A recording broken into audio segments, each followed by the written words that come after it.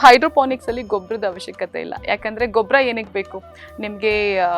ಭೂಮಿಯಲ್ಲಿ ಒಂದು 16-17 ಅಂತ ಒಂದು ಅಂಶ ಬೇಕು. Nitrogen, potassium, phosphorus, magnesium, zinc, ಈ ತರ ಒಂದು 16 ಅಂಶ ಬೇಕು. ಕೆಲವನ್ನ ಮ್ಯಾಕ್ರೋ ನ್ಯೂಟ್ರಿಯೆಂಟ್ಸ್ ಅಂತೀವಿ, ಮೈಕ್ರೋ ನ್ಯೂಟ್ರಿಯೆಂಟ್ಸ್ ಅಂತೀವಿ, ಕೆಲವನ್ನ ಟ್ರೇಸ್ ಎಲಿಮೆಂಟ್ಸ್ ಅಂತೀವಿ. ಒಂದು 0.01 mg ಅಷ್ಟು ಬೇಕಾಗಿರೋ ಜಿಂಕ್, ಮ್ಯಾಗ್ನೀಷಿಯಂ ಎಲ್ಲ ಇರುತ್ತೆ.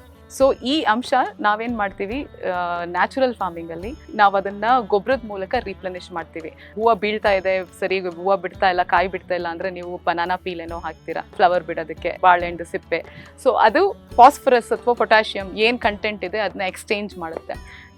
ಇದ್ರಲ್ಲಿ ಏನಾಗುತ್ತೆ ಹೈಡ್ರೋಪಾನಿಕ್ಸ್ ಅಲ್ಲಿ ಅಂತ ಹೇಳಿದ್ರೆ, ಅದೇ ರೀತಿಯಾದ ನಿಮಗೆ ಪೌಡರ್ ಮೂಲಕ ಸಿಗುತ್ತೆ. ಸೊ ಕ್ಯಾಲ್ಸಿಯಂ ಆಗಲಿ, ನೈಟ್ರೇಟ್ ಆಗಲಿ, ಪೊಟ್ಯಾಷಿಯಂ ಆಗಲಿ, ಮ್ಯಾಗ್ನೀಷಿಯಂ ಆಗಲಿ, ಈ ತರ ನಿಮಗೆ ಇದರಲ್ಲಿ ಸಿಗುತ್ತೆ. ಅದಕ್ಕೆ ನಾವು ಸಾಲ್ಟ್ಸ್ ಅಂತ ಕರಿತೀವಿ. ಗೊತ್ತಿಲ್ದಿರೋರು ಕೆಮಿಕಲ್ಸ್ ಅಂತ ಕರೀತಾರೆ.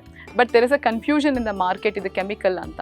ಬಟ್ ನೀವು ಯೋಚನೆ ಮಾಡಿ, ಈ ಕ್ಯಾಲ್ಸಿಯಂ ಆಗಲಿ, ನೈಟ್ರೇಟ್ ಆಗಲಿ, ಈ ಸಾಲ್ಟ್ಸ್ ಆಗಲಿ ಮನುಷ್ಯ ಪ್ರೊಡ್ಯೂಸ್ ಮಾಡೋಕ್ಕಾಗೋದಿಲ್ಲ. ಇದೆಲ್ಲ ವ್ಯಾಲ್ಕೊನೋ ಇಂದ ಆಗಲಿ ಅಥವಾ ಸಿ ರೆಸಿಡ್ಯೂಸ್ ಅಥವಾ ರೆಸಿಡ್ಯೂಸ್ ಇಂದ ಬರುವಂಥದ್ದು.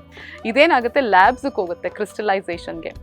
ಕ್ರಿಸ್ಟಲೈಸೇಷನ್ಗೆ ಹೋದ್ರೆ, ಸೊ ನನಗೆ ಕ್ಯಾಲ್ಸಿಯಂ ನೈಟ್ರೇಟ್ ಇಂದ ಕ್ಯಾಲ್ಸಿಯಂ ಮಾತ್ರ ಬೇಕು ಅಂತ ಹೇಳಿದ್ರೆ ಅದು ಲ್ಯಾಬಲ್ ಮಾತ್ರ ತೆಗಿಯೋಕ್ಕಾಗೋದು. ಸೊ ಆ ಕನ್ಫ್ಯೂಷನ್ ಇಂದ ಜನ ಹೈಡ್ರೋಪಾನಿಕ್ಸ್ನ ಕೆಮಿಕಲ್ ಅಂತ ಅನ್ಕೊಂತಾರೆ. ಬಟ್ ಇದು ಕ್ಯಾಲ್ಸಿಯಂ, ನೈಟ್ರೇಟ್, ಪೊಟ್ಯಾಷಿಯಂ ಬಂದು ನಮ್ಮ ಆಹಾರ ಹೇಗೆ ರೈಸು, ರಾಗಿ, ಮಿಲೆಟ್ಸು, ಗಿಡಕ್ಕೆ ಆಹಾರ ನೈಟ್ರೋಜನ್, ಇದು ಸಾಲ್ಟ್ ಮೂಲಕ ಹೋಗುವಂಥದ್ದು.